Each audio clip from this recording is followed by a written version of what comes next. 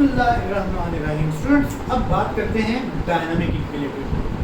Students, dynamic equilibrium क्या है इसे समझने के लिए इसकी डेफिनेशन देखते हैं।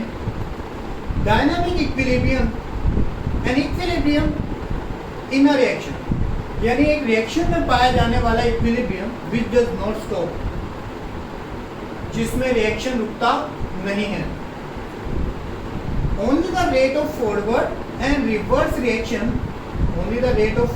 and reverse reaction becomes equal in an opposite direction. इस बात से क्या मुराद है? इस बात से ये मुराद है कि डायनामिक इक्विलिब्रियम एक ऐसा इक्विलिब्रियम है जिसमें रिएक्शन स्टॉप नहीं होता, रुकता नहीं है, बल्कि वो चलता रहता है। और दूसरा ये कि उसमें जो रेट ऑफ फॉरवर्ड रिएक्शन होता है और रेट ऑफ रिवर्स रिएक्शन होता है वो दोनों एक दूसरे के इक्वल आ जाते हैं, और वो भी इन ऑपोजिट डायरेक्शन, एक ऑपोजिट डायरेक्शन के अंदर। उसे कहते हैं डायनामिक इक्विलिब्रियम। ऐसी स्टेट डायनामिक इक्विलिब्रियम कहलाती है। फॉर एग्जांपल, इसकी कंडीशन क्या है? इसकी कंडीशन ये है कि रेट ऑफ फॉरवर्ड रिएक्शन बराबर होना चाहिए रेट ऑफ रिवर्स रिएक्शन। अब रेट से क्या मुराद है? रेट से मुराद होता है विद रिस्पेक्ट टू टाइम। इसे एक एग्जांपल से देख लेते हैं कि स्टूडेंट्स, हम लोगों के पास एक एग्जांपल है कि कैल्शियम कार्बोनेट, जिसका दूसरा नाम लाइमस्टोन भी है, जब टूटता है तो वो अपने कंपोनेंट कैल्शियम ऑक्साइड और कार्बन डाइऑक्साइड में टूटता है, जबकि कैल्शियम ऑक्साइड का दूसरा नाम क्विकलाइम है। आप लोगों को इन तरह के जो कॉमन नेम्स है ये भी मालूम होने चाहिए कि कैल्शियम कार्बोनेट जो कि लाइमस्टोन है, जब टूटता है तो कार्बन डाइऑक्साइड और साथ में क्विकलाइम बनाता है। सपोज स्टूडेंट्स, शुरू में रिएक्टेंट्स हम लोगों ने 100% ले लिए और हमारे पास जो प्रोडक्ट है वो कितनी है? 0%। ऑब्वियसली शुरू में रिएक्टेंट्स मौजूद होते हैं, प्रोडक्ट तो है ही नहीं, प्रोडक्ट तो हमने बनानी है। लेकिन रिएक्शन शुरू हो जाने के 5 मिनट बाद रिएक्टेंट मौजूद है 80% और प्रोडक्ट बन चुकी है 20%। अगेन आफ्टर 5 मिनट अगर हम लोग कंसंट्रेशन चेक करें तो कंसंट्रेशन चेक करने से मालूम होता है कि रिएक्टेंट्स बाकी रह गए 60% और प्रोडक्ट है 40%। Again after 5 minute reactants are still 60% and product 40% है।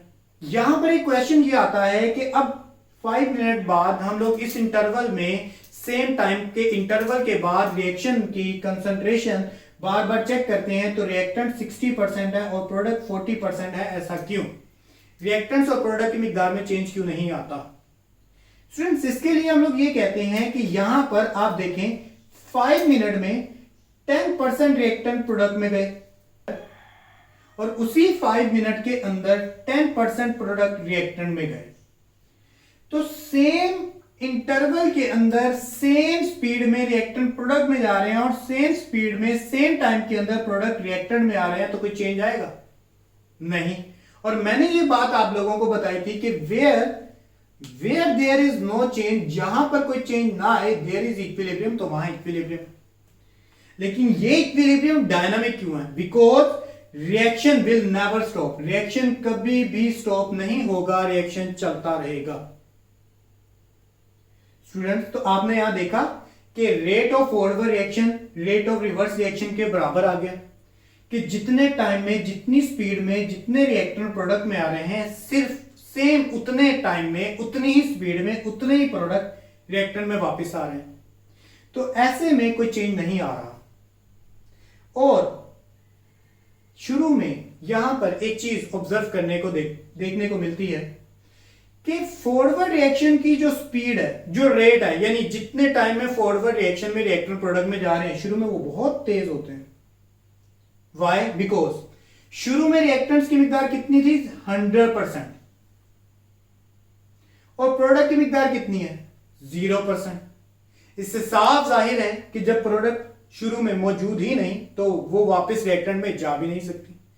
इट मींस शुरू में सिर्फ और सिर्फ फॉरवर्ड रिएक्शन होता है, इसलिए उसकी स्पीड बहुत तेज होती है क्योंकि रिएक्टेंट की मिकदार भी बहुत ज्यादा मौजूद होती है।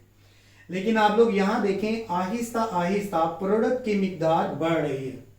तो शुरू में फॉरवर्ड रिएक्शन बहुत फास्ट होता है और रिवर्सिबल रिएक्शन नेग्लिजिबल होता है क्योंकि शुरू में प्रोडक्ट की मिकदार 0 होती है।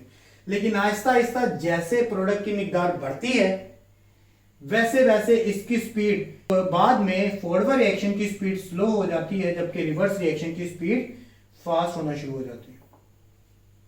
तो students, rate of forward reaction शुरू में बहुत फास्ट होता है और रेट ऑफ रिवर्स रिएक्शन शुरू में निग्लिजिबल ना होने के बराबर, लेकिन Aahista Aahista rate of forward reaction reactants की मिकदार कम होने की वजह से स्लो होता चला जाता है और rate of reverse reaction product की मिकदार बढ़ने की वजह से फास्ट होता चला जाता है। इसे एक ग्राफ की मदद से समझते हैं और अक्सर एक शॉर्ट भी आता है कि how to represent dynamic equilibrium graphically, जिसमें आपने डेफिनेशन, ये कंडीशन भी एक्सप्लेन करनी होती है और ग्राफ भी बनाना है।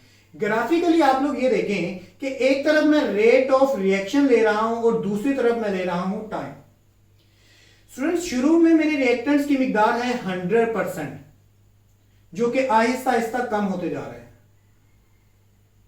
और शुरू में मेरे प्रोडक्ट की मिकदार है 0, जो कि आहिस्ता आहिस्ता बढ़ते जा रहे हैं। तो इट मींस शुरू में फॉरवर्ड रिएक्शन हो रहा है और रिएक्टेंट्स की मिकदार कम होती जा रही है।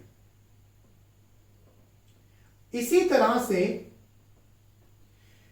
आपके प्रोडक्ट की मिकदार जो कि 0 थी वो बढ़ती जा रही है,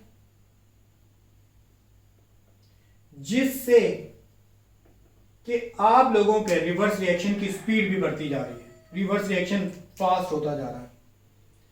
लेकिन एक वक्त ऐसा आता है कि यही ग्राफ की लाइन बिल्कुल स्ट्रेट हो जाती है। ये लाइन स्ट्रेट क्यों हो रही है? क्योंकि अब no change in concentration, concentration में कोई चेंज नहीं आ रहा। और ऐसा क्यों है? क्योंकि रेट ऑफ फॉरवर्ड रिएक्शन बराबर आ चुका है रेट ऑफ रिवर्स रिएक्शन के। जैसे 60% रिएक्टेंट में से 10% 40 में गई और 40% में से 10% सेम टाइम के अंदर रिएक्टेंट में वापस आई, तो there will be no change in concentration. तो आपको एक स्ट्रेट लाइन मिलती है जो कि रिप्रेजेंट करती है डायनामिक इक्विलिब्रियम को, डायनामिक इक्विलिब्रियम। सो स्टूडेंट्स, आपने देखा डायनामिक इक्विलिब्रियम एक ऐसा इक्विलिब्रियम है जिसमें आप लोगों का रिएक्शन कभी भी स्टॉप नहीं होता, बट उसमें रेट ऑफ रिएक्शंस एक दूसरे के इक्वल आ जाता है।